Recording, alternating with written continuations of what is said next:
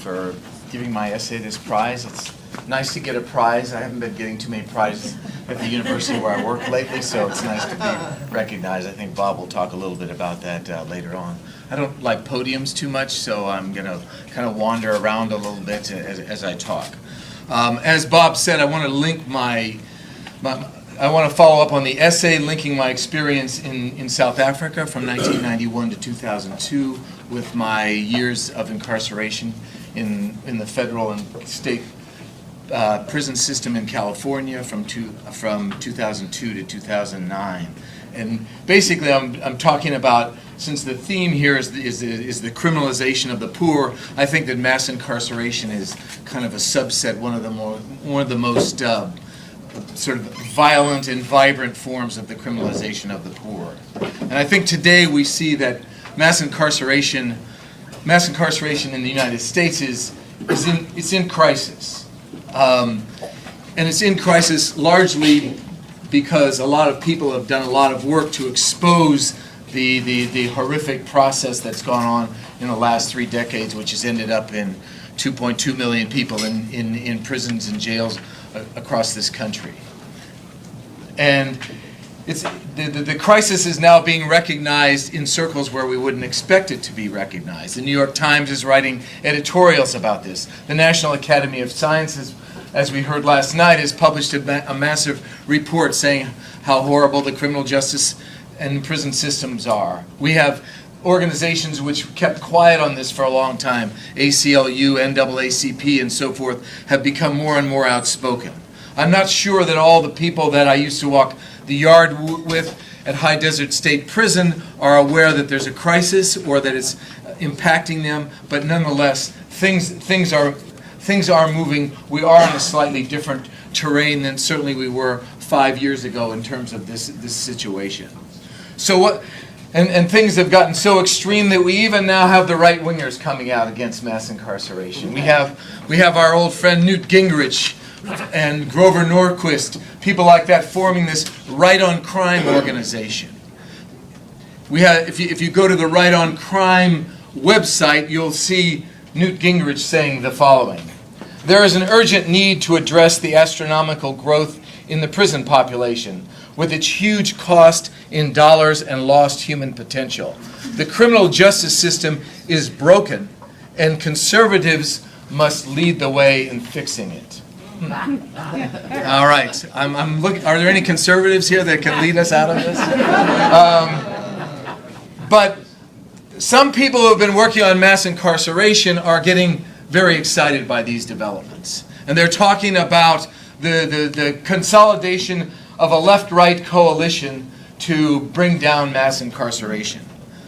I'm not so excited. This kind of talk makes me jittery, and I think Bob has talked a little bit about some of my connection to South Africa, which might arouse these suspicions. So I want to just dig into that a little bit deeper and talk about the early 1990s when I was in South Africa during the transition from apartheid until the critical moment when Nelson Mandela and the African National Congress were elected in the first democratic elections in 1994. And I think there was an interesting process, an interesting phenomenon at that time. As we drew closer and closer to 1994, it became harder and harder to find any white people who admitted that they ever supported apartheid, that they voted for apartheid. I mean, this was a system that was in place from 1948 to the late 1980s, voted into power over and over again in whites-only elections. Yet by the time it looked as if apartheid was going to pass into history, people were running from their connection to this, denying that they ever supported it, and instead they began to adopt a new discourse. They adopted the discourse of what South Africans call non-racialism. And they started talking about equal opportunity, level playing fields, prosperity for all South Africans. Some of them told stories about how they always paid their domestic workers more than the minimum wage. They were what I call repackaging themselves, recasting themselves as to adapt to the change. And Why did they do this? Because in that particular situation, they had to. They had already by that time acknowledged that they were going to have to give up the political kingdom, that the black majority was going to have political rule. But if the whites wanted to maintain any control over the wealth, the ill-gotten gains of the mines and the farms and the industries and the financial institutions, they were going to have to change the discourse, repackage themselves in order to hang on to the economic power that they had. And they also then began to look for people within the movement that they could work with, that would join them in this project of maintaining a capitalist South Africa and later on move into a more neoliberal free market orientation. Now, unfortunately, this all worked too well. So if we look 20 years now down the road from the first democratic elections, we find that the distribution of income in South Africa is more unequal than it was at the time of apartheid. Yes, there is a black elite that has emerged. We have black millionaires and probably a few black billionaires on the horizon. But millions of blacks remain living in shacks, unconnected to water, unconnected to electricity, worse off or no better off than they were in 1994 in terms of their daily conditions of life.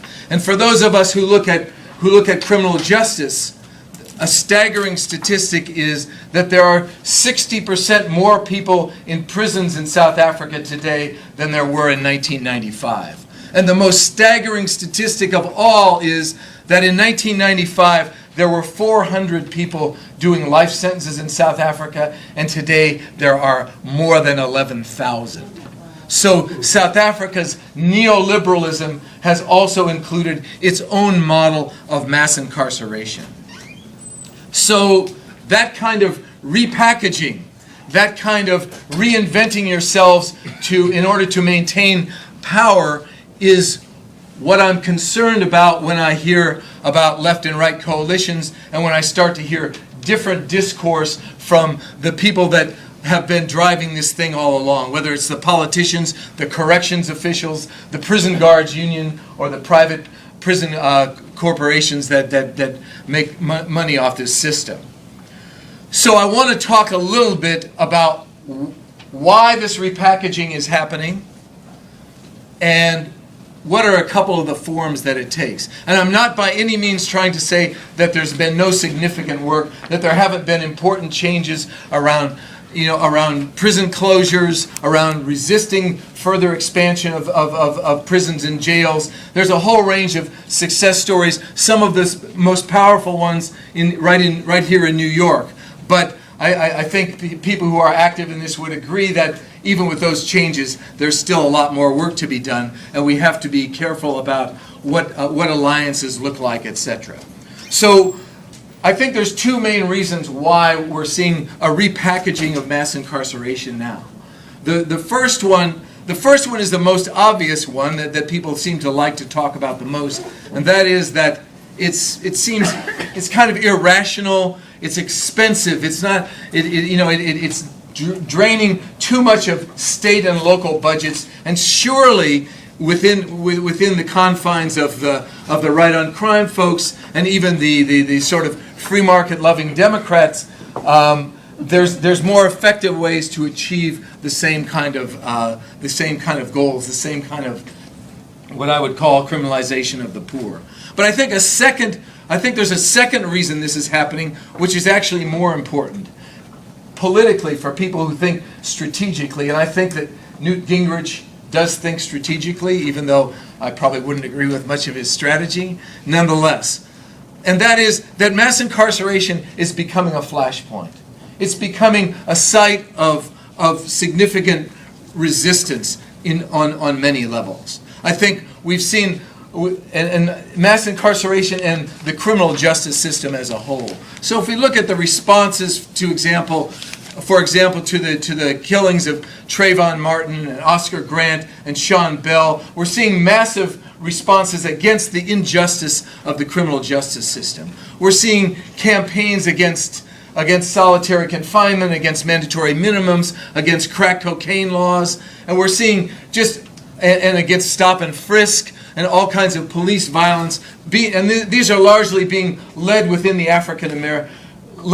within the African American community. And I think this notion of the new Jim Crow, despite some of its perhaps analytical shortcomings, if we want to pick it apart like academics like to do, but it's resonating with people that the problem here, it's a systemic problem. It's not a problem of a law here or a bad cop there, but it's a systemic problem that can only be addressed by systemic solutions. And then we have another flashpoint area, and that's immigration. Since at least 2006, when we had the massive strikes across the country that brought millions of people out into the street, we've seen a constant pressure from below, from immigrant communities, largely Latino communities, who have been actually the main target of mass incarceration since 9/11. The population of Latinos in prison has gone up by 50% since 2000, whereas the population of blacks has actually flatlined during that period. So we're seeing a shift, and we're seeing resistance to further detention centers. We're seeing resistance to the massive deportations that have taken place. We see the dreamers and the dream defenders coming forward once again to show that they're prepared to resist this situation. And people who are thinking strategically are worried about this. That's why there's a need to repackage, to reinvent what they're doing. And then the third area I think that's important to look at is what's happening inside the prisons themselves, what prisoners are doing. We've had hunger strikes at Pelican Bay. We're having hunger strikes at the Northwest Detention Center. We're having a legitimizing of political prisoners across the generations, from Mumia to Leonard Peltier to Oscar Lopez Rivera to the more recent Chelsea Manning, Cecilia McMillan, and so forth. So we're seeing a re-legitimization of the notion of political prisoners in the United States. So all of these, I think, are reasons why people who have been pushing mass incarceration as a public safety issue, as a security issue, and so forth, are beginning to see that they need to make it look like something a little bit different. So I want to talk about two forms of this repackaging, which to me are important. The first one I call carceral humanism. That is, it's a way of recasting the jailers and the incarcerators as social service providers, as good, caring people. All right? And I want to cite an example from my own county, Champaign County, Illinois. Out there in the middle of the cornfields, the flat as far as the eye can see. It's nice to see some water when you come to New York. But so in 2012, our local county law enforcement people brought a proposal forward to build a new jail, and they wanted to spend $20 million, which is a lot of money in our county, to extend the county jail. So people in the community, we rose up and said, no, this is the local face of mass incarceration. It's the local face of the new Jim Crow, because more than half the people in that jail are African American, even though the county is only 13% African American. We said no, and they kept on with their public safety, public security line, and we kept on saying no. We went back and forth for about 2 years, and in the end, we got our county board, which had the final say, to vote not a single dollar to build a new jail. Now, I wish the story ended there, but it doesn't. We had a celebration at the end of last year. We had a party. We patted ourselves on the back and claimed victory. And then last month, the sheriff came back to the county board. He had a new proposal. He wasn't talking about public safety and security now. He was talking about the poor people with mental health problems in the jail, and how we really need to do something for them. We need a proper facility that can give them proper mental health treatment. And while he was at it, he started talking about people with medical issues, access for people with disability. people with sleep apnea who need machines in order to sleep, people who might need kidney dialysis. And all of a sudden, we now see a new proposal emerging with the sheriff now presenting himself as a humanitarian. And the county board members who weren't really buying the security line are now becoming softer. And they're seeing a man who seems to have changed, to understand that there's a need to care about the people who are in your charges, and maybe we need to find a way to give some money. And also, by the way, they raise this specter of, if you don't fix these conditions, you're going to get a lawsuit against you. Yeah, right. So that's an example of carceral humanism, and I think the mental health issue is the cutting edge of this right now. We have, according to the Treatment Advocacy Center, in 2012 we had 350,000 people in prisons and jails with serious mental illness issues, and 35,000 people in state mental health facilities across the country. The jails and prisons have become the new asylums, and now the jailers and incarcerators are coming forward to establish themselves as the legitimate social service providers of mental health treatment and collect and get more resources to keep on building what some of us refer to as boutique jails. I know there's people here that have been working on LA County and in California, and I hope you can add a little bit into this on the discussion, because I know there's been a whole lot of sheriffs in California that have been coming forward with grand plans for mental health jails, for gender-responsive jails, and gender-responsive prisons. So, and the problem with some of these things is that when you oppose them, you get cast as the uncaring. You are anti-woman if you don't want gender-responsive jails. You're not sensitive to gender issues. You're not sensitive to problems of people with mental health if you don't want to give them better facilities. And it's not the identity that we generally carry. We generally say that we are looking at after the welfare of the poor and the oppressed, and now they're flipping the script on us, and we're becoming the evildoers, the uncaring, the cold-hearted. So it's something we have to grapple with in terms of these campaigns. The last area where we have these boutique institutions is in immigration. We have in Karnes, Texas now, we have a new, they don't call it an immigration detention facility, it's a civil detention facility. And people are not kept in cells there, they're kept in suites. And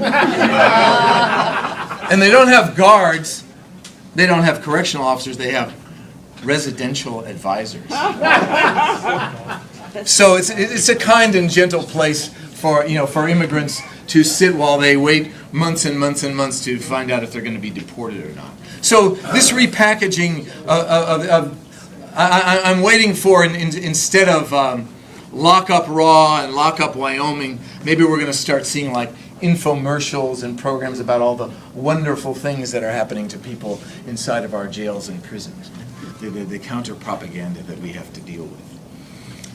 Okay, the second form of repackaging that I want to talk about is, I guess I'm giving this an acronym, and I'm calling it FATIs. FATIs. Fake alternatives to incarceration. Right? That there's a lot of programs that have been put in place, and I'm not saying all of them fit in this category, but a lot of them, mental health courts, drug courts, reentry programs, a lot of them are really a continuation of the culture of punishment.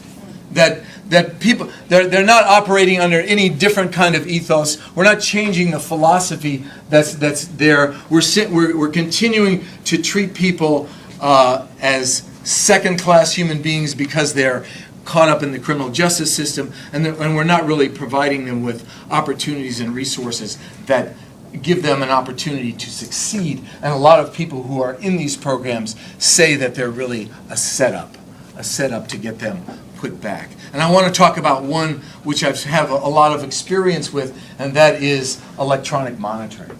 I spent a year on an electronic monitor, and I've interviewed dozens and dozens of people in different states that have been on electronic monitors. And the story is typically the same. The default position when you're on an electronic monitor is house arrest. You have to ask for permission from your parole officer, your probation officer, whoever, to be able to go anywhere, to be able to go to work, to be able to go to the doctor, whatever. If you come back 5 minutes late, I mean, you're let out for a certain time period. If you come back 5 minutes late, you can be violated. If you're usually that you don't, in most cases, they won't give you permission to go and do something that has to do with participating in family activities. All right, or they may give you, in Ohio, there's a regulation where you get out 2 days a year for 2 hours each, 2 hours on Thanksgiving and 2 hours on Christmas to spend with your family. All right, and so there's a whole set of regulations. Now, obviously, this depends on the parole officer and the probation officer, and people can buy flexibility out of this, but generally, they create huge obstacles to people. They create huge obstacles to people in terms of re-entering and in terms of getting their life back together. But I want to talk about a slightly more sinister aspect of electronic monitoring, and that is the notion of exclusion zones. Right? With the GPS technology we have now, these electronic monitors can be programmed, and it's mainly used for people with histories of sex offenses, to not allow you to go to certain parts of the city. So people with GPS monitors, and in many states people with certain sex offenses, have an ankle bracelet for life. Right? They're not allowed to go near parks, not allowed to go near schools, and so forth. But I think if we had Edward Snowden here, I think he could do a lot of out-of-the-box thinking about all the ways in which this could be used. But one of the things that comes to mind is the fact that with this technology, it creates the possibility of privatizing incarceration. That you can be you can be incarcerated electronically, kept in your house, or maybe in your whole building, maybe in your block, and these can become virtual sites of incarceration. And the beauty of them is that you're financing it yourself. Right? You're having to live under your own resources. It's not costing the state anything, but they can control you. Even as it is, people on electronic monitoring are paying for this. $5, $10, $15 a day to be on an ankle bracelet. I've even seen fees of up to $50 a day for people to be on electronic monitoring. So I think the implications of this are incredibly problematic and something we need to watch out for. And the fact that the GEO Group, the second largest private prison provider, has also bought the largest electronic monitoring company in the country, BI Incorporated, is a further cause for worry. So, in conclusion, I want to say that despite my critiques here, I'm not advocating that we don't participate in any type of coalition work or official structures or anything. We have to engage with these processes. I mean, I've been appointed to task forces in the county board. I've met with state and local officials about ban the box and other kinds of initiatives and so forth. At times, they are the most useful places to be if we don't have too many illusions. But I definitely reject the idea of a left-right coalition as the key to solving the problem of mass incarceration, especially when I know what left means in mainstream U.S. politics, let alone right. So we can make steps working with people of various political stripes, but in the end, they are not likely to take us too much further than we are now. Not that much past carceral humanism and fatties. Mass incarceration has become such a fundamental part of how the U.S. addresses issues of race, crime, poverty, inequality, gender, and citizenship that it will not end until we have a mass social movement that can put forward new solutions to those problems. A social movement that doesn't use prisons as public housing or primary sites of health care. A social movement that can imagine a school without a metal detector and cops in the hall.